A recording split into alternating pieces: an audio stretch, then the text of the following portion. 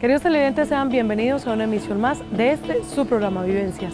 Hoy, como todos los lunes, con un invitado muy especial, el señor Mario Vázquez, el cual nos va a dejar entrar en su vida, en su casa, en su familia, a contarnos un poquito de toda su trayectoria. Ya saben, no se pierdan su programa Vivencias. Vivencias, ven y cuéntanos tu historia, es compartir y aprender. Vivencias, el programa que quiere la gente como tú. Mario Humberto Vázquez, como persona, él verdaderamente es muy entregado a la comunidad. Él, cuando tiene que dedicarse a la comunidad, él es muy transparente en eso. Mario Humberto Vázquez se ha destacado por ser un hombre íntegro, sincero y muy responsable y muy transparente en su labor que se le asigna. Don Mario, muchas gracias por aceptar la invitación a su programa Vivencias. Con mucho gusto, Mónica. Queremos hablar de que en nuestro municipio todos sabemos quién es Mario Vázquez por todo lo que ha hecho por la juventud, por la adolescencia de este municipio. Vuelvo y repito, pero cuéntanos usted, ¿quién es Mario Vázquez? Bien, yo nací en una familia conformada por 10 hermanos. Soy el último hombre de la familia. Es decir, detrás de mí hay otra mujer. Somos 7 hombres y 3 mujeres. Como te decía, yo fui el noveno. Y a partir de ahí, nací en el año 55. En un tiempo que había pues mucha tranquilidad después de esa guerra suicida entre liberales y conservadores, pero habían rezagos de eso. Claro, todavía. De todas maneras, me tocó una infancia muy agradable, Mónica. Don Mario, cuéntanos un poquito de sus padres. Muy bien, mi papá era Tiberio Vázquez Cadavid, natural del Carmen de Atrato, y mi mamá Gabriela Restrepo Uribe, natural de Concordia, Antioquia. Ellos, a nivel de la descendencia, eran primos terceros. Y después de casarse, se trasladaron al Carmen de Atrato. Perdón, mi papá decidió trasladarse a Quibdó porque era una posible plaza buena para el negocio. Mi papá fue negociante toda la vida. Allá nacieron los 2 primeros hijos, pero por el destino el segundo niño le dio meningitis y se murió. Entonces él decidió cambiar la inhospitabilidad ambiental de Quibdó por Malsano y se trasladó con mi mamá al Carmen. Ahí nació el tercero, que también le pusieron el nombre del segundo. Del que murió, eso era como muy común en esas familias. Sí, correcto, para como rememorar un poco, ¿no? Sí, sí. Muy bien.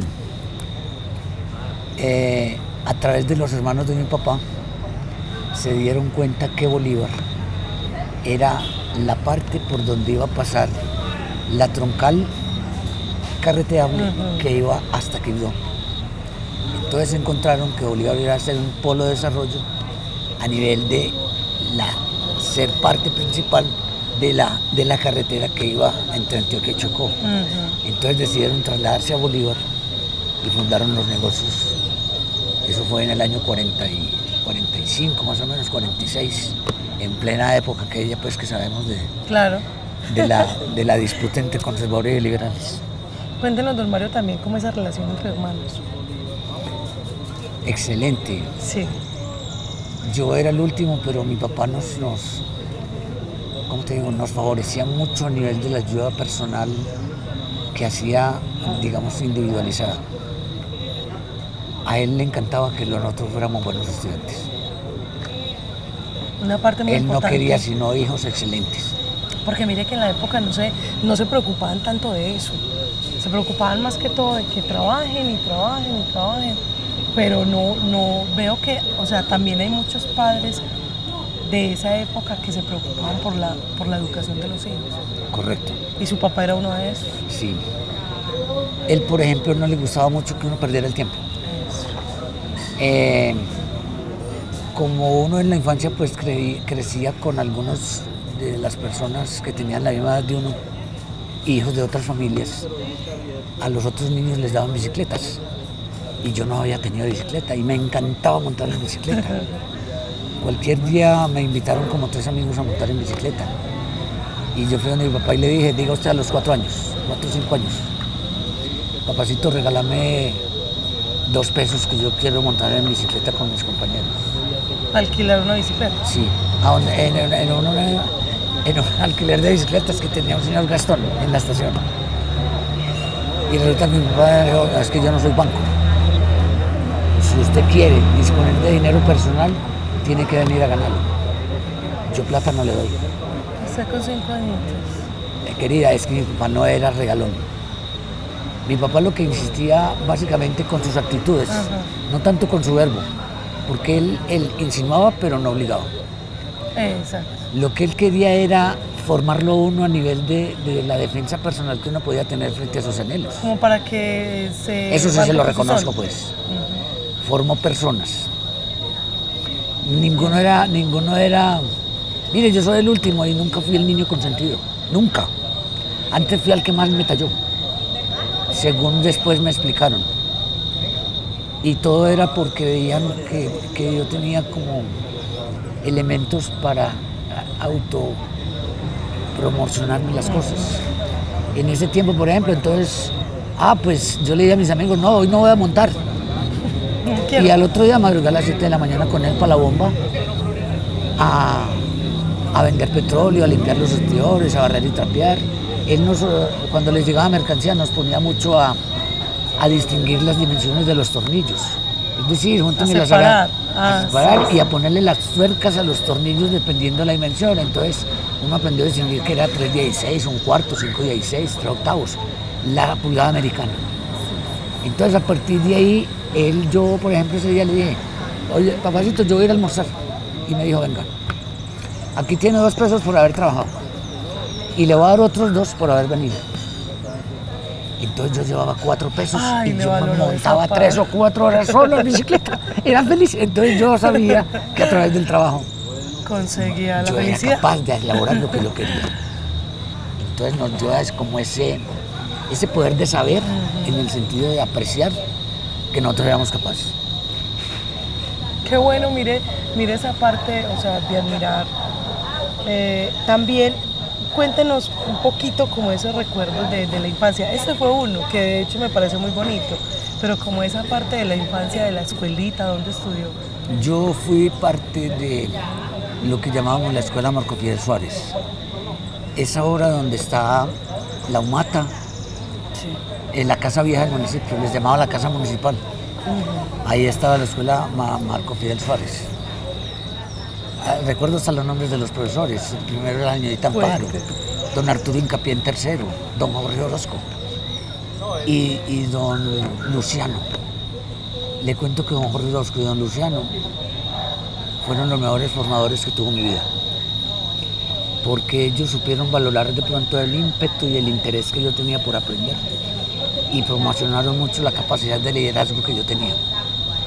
Entonces me hicieron sobresalir sin yo pretender hacerlo por encima de nadie, sino que vieron los valores que internamente yo tenía y los empujaron desde abajo. Claro.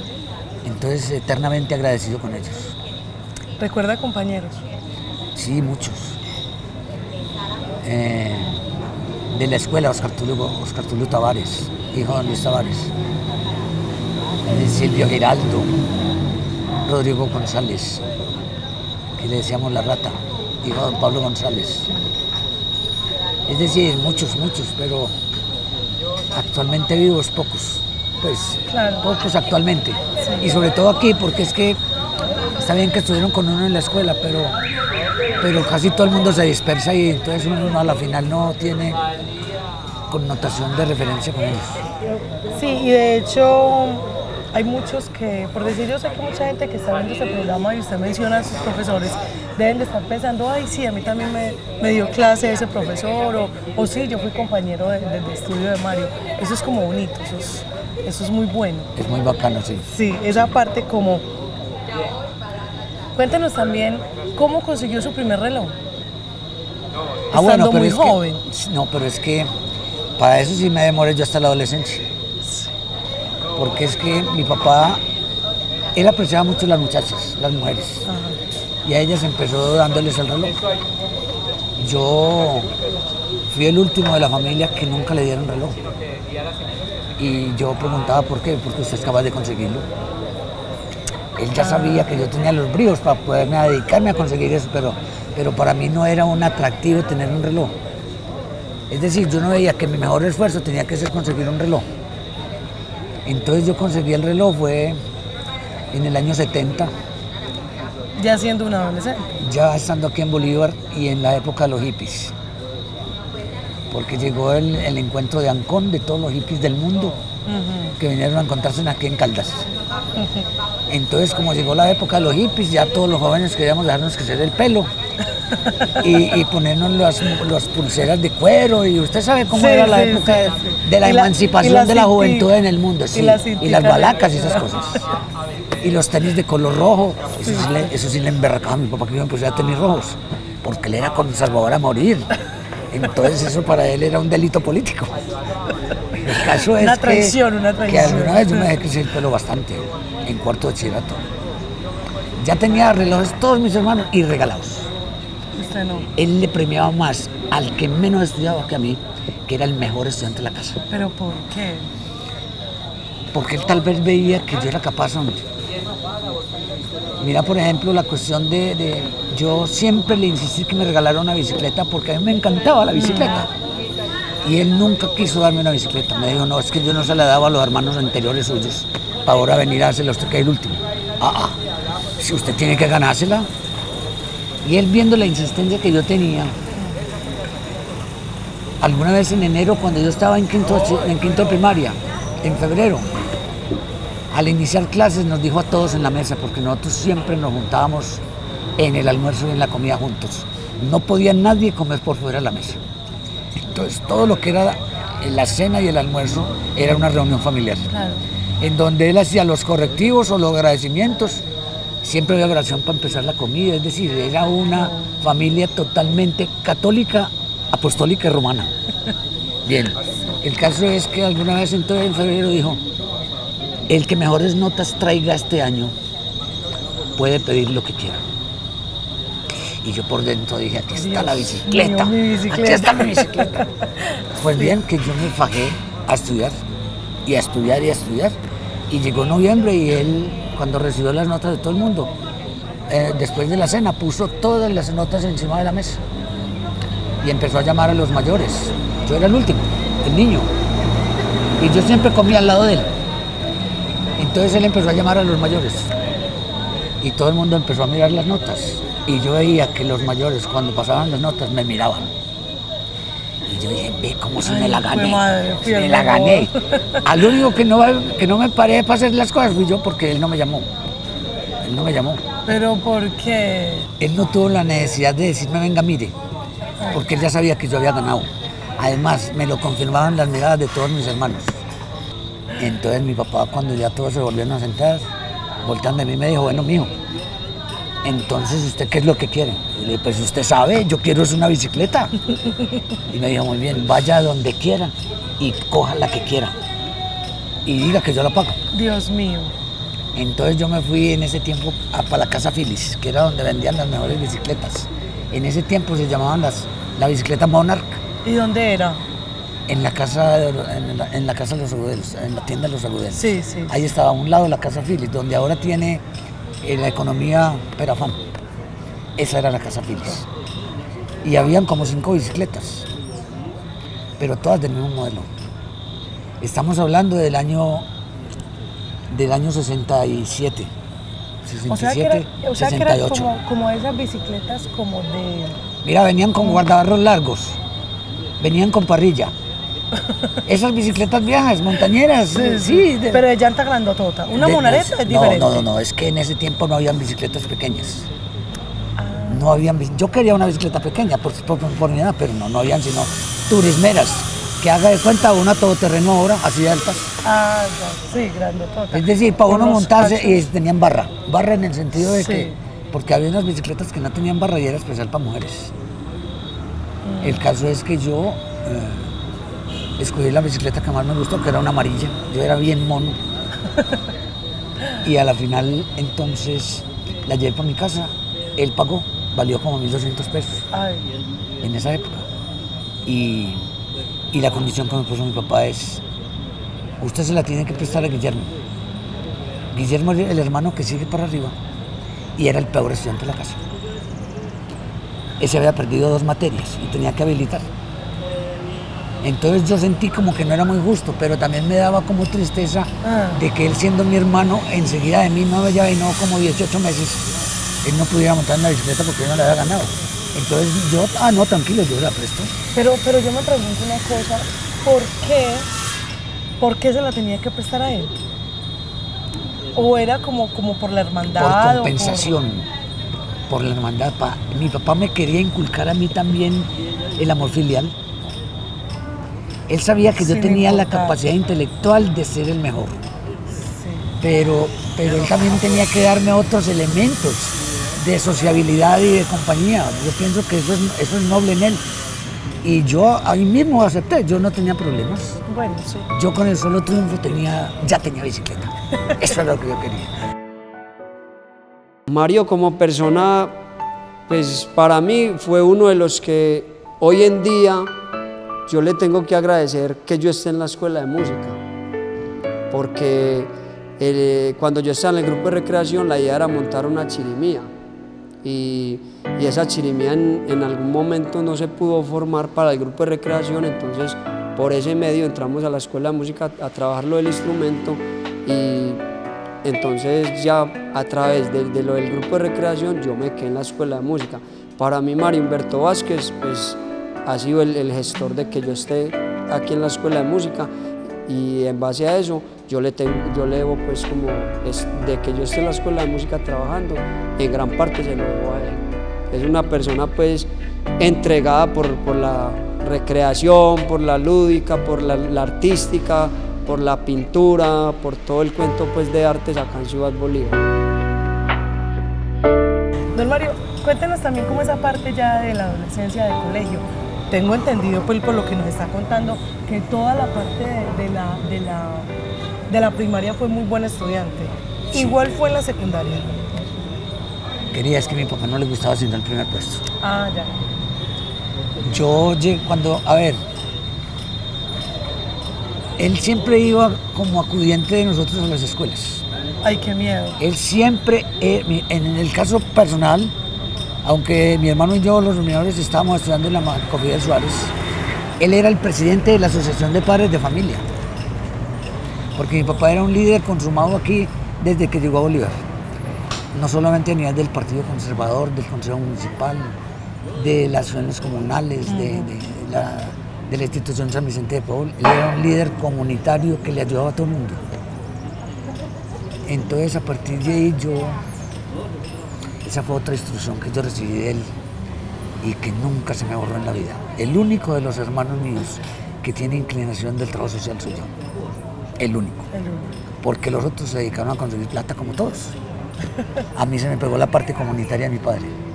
Bueno, esa es una de las cosas muy importantes, porque de hecho en el municipio lo conocemos por esa parte, o sea, por esa parte del trabajo social con los jóvenes. Ajá. Bueno, entonces síganos contando, ¿fue muy noviero en esa época de adolescencia? Sí, yo estaba atraído por ellas, pero era muy arisco, porque mi mejor empeño era estudiar. Y yo veía, pues sí, los coqueteos y las cosas, y yo pues no me hacía el como que no quiere la cosa, sino que yo me dejaba querer. Sí. Y a la vez quería, pero no me comprometía. Porque mi mayor empeño era hacer feliz a mi padre y a mi mamá. Para mí lo mejor era tenerlos en la mano. Era mi mejor anhelo. Yo amaba a mis padres y fuera de eso era el mejor ayudante de mi papá. En el sentido de que todo lo que él hacía, yo era el secretario de él para todas partes. Cuando trabajaron los primeros equipos de gas aquí a Bolívar, él fue el que los trajo. Estaba yo en la escuela, porque llegó el momento en que, como él vendía pues el petróleo, sí, Entonces en mi casa para atender 10 estudiantes habían 7 puestos de gas, de fogones de petróleo de eso candela. Y entonces eso cada rato se ahumaba y esas arepas quedaban hueliendo a humo. Sí, sí. Entonces llegó un momento en que él dijo, ya no más. Y le dijo a mi mamá, empáqueme la maleta, me voy para Medellín a ver qué han inventado. Y encontró a ASEF, acabadita de empezar a hacer. De luz. De ASEF de gas. De gas. Lo que primero hizo ASEF fue equipos a gas. Y con una empresa que llamaba Colgas, él consiguió los equipos y todo. Entonces él trajo el equipo para mi casa. Y a partir de ahí, trajo un técnico desde Medellín que le cobraba 50 pesos la hora. Y 50 pesos era mucha Eso plata. era mucha plata. Y se demoró día y medio ese señor, por no decir más feo. ¿Sabe una cosa? Y nosotros éramos atentos a ver qué era lo que él hacía. El caso es que mi papá entonces ya empezó a traer equipos, tuberías y todo lo relacionado con equipos a gas. Y nos convertimos en el primer distribuidor de gas de este municipio. Hasta el año 2000, porque yo fui el primero que puse expendio de gas a domicilio aquí en Bolívar con 2 motos. Yo me imagino que hay mucha gente que también está viendo el programa que se debe estar acordando, sí, yo tuve El gas que yo vendía se llamaba la Redura. El gas que más dura. Muy bien. Pero mire qué bueno recordar esas cosas. Yo sé que, vuelvo y repito, como debe haber mucha gente acordándose, ay, sí, yo también tuve gas por Mario. Ajá. Qué bueno como todos esos recuerdos. Estaba usted en la parte de adolescente. No, pues es que todavía era niño. Porque a la final, después de ganarme ya la bicicleta, ya estaba en quinto de primaria, ya había que decidir entonces cómo iba a realizar el bachillerato, que ese ya es otro cuento. ¿Por qué? Porque había una disponibilidad general dentro de la población y era que el poder no lo sustentaba la parte civil ni la administración pública. El poder estaba en manos del clero. Aquí los que mandaban eran los curas. Sí. Y el párroco a través del púlpito. Mi papá era muy religioso. Cuando nosotros estábamos en la escuela Mónica, en Semana Santa, él nos compraba cachacos a todos. Vestido de cachacos y corbatas. Y a las 5 de la mañana nos estaba parando la cama a todos. Y ahí del que se demoraron yo. Porque la cosa era, él tenía no un talento, sino también un talante. Era altamente apretadorcísimo. Sí. Sí. Estricto. Estricto. Y a veces se pasaba de eso, porque era obediencia. Ahí no había repelo que no, señor. Entonces él nos llevaba afilados a la iglesia. Él también de cachaco y mi mamá guardiana Vanessa. Y ocupamos toda una banca de la iglesia, en la parte de adelante. Todos los hermanos. Y eso era práctica de casi todas las familias en Semana Santa. Yo fui acólito de la iglesia y fuera de eso yo salía en andas, en las andas que llevan de los santos en Semana Santa. Sí. Llevaban niños. Yo asistía a la última cena, comíamos uvas y cosas de esas con 12 niños. Y fuera de eso, participamos también de que nos lavaban los pies y nos los lavaba el cura. Entonces nosotros tuvimos una esencia dentro del aprendizaje infantil que tuvo que ver mucho con la iglesia y con la educación moral y religiosa. Eso marcó entonces que a nosotros nos indujeran a que las familias prestigiosas tenían que tener curas y tenían que tener monjas.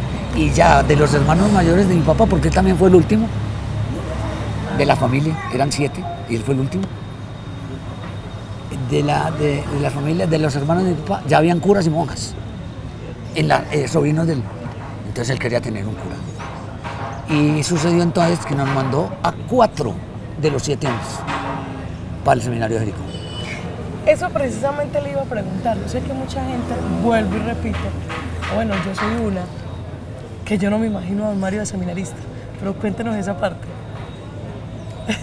Allá estuvieron, pues yo era el último de los hombres. Pero mi mamá y él estaban decididos a que hubiera uno que tuviera la vocación religiosa. Y nosotros creíamos que el primero que fue al seminario iba a ser cura, por su capacidad, su convicción, su concentración, su sosiego. Y no, este sí va a ser cura, pues nosotros pensamos eso. Y resulta que él llegó a sexto bachillerato y se fue para la universidad, él no quiso seguir. Don Mario, pero más bien dejemos ahí, esto está muy interesante. La invitación es para el próximo lunes a las 6 de la tarde por este su canal 4. Vamos a continuar hablando con Don Mario, nos va a seguir contando mucho de sus historias. Ya saben, no se lo pierdan. Cualquier día me invitaron como 3 amigos a montar en bicicleta. Y yo fui donde mi papá y le dije, diga usted a los 4 años, 4 o 5 años, papacito, regálame 2 pesos que yo quiero montar en bicicleta con mis compañeros. Y resulta que mi papá dijo, es que yo no soy banco. Si usted quiere disponer de dinero personal, tiene que venir a ganarlo. Recuerdo hasta los nombres de los profesores. El primero era Añedita Amparo, don Arturo Incapié en tercero, don Jorge Orozco y don Luciano. Le cuento que don Jorge Orozco y don Luciano fueron los mejores formadores que tuvo mi vida, porque ellos supieron valorar de pronto el ímpetu y el interés que yo tenía por aprender y promocionaron mucho la capacidad de liderazgo que yo tenía. Volteando de mí me dijo, bueno, mijo, entonces ¿usted qué es lo que quiere? Y le dije, pues usted sabe, yo quiero es una bicicleta. Y me dijo, muy bien, vaya donde quiera y coja la que quiera. Televidentes, hemos llegado al final de la primera parte de la historia de nuestro amigo Mario Vázquez. Ya saben, no se pueden perder la próxima semana, que nos va a contar sus anécdotas y su paso por la docencia. Ya saben, no se pierdan su programa Vivencias. Vivencias, ven y cuéntanos tu historia, es compartir y aprender. Vivencias, el programa que quiere la gente como tú.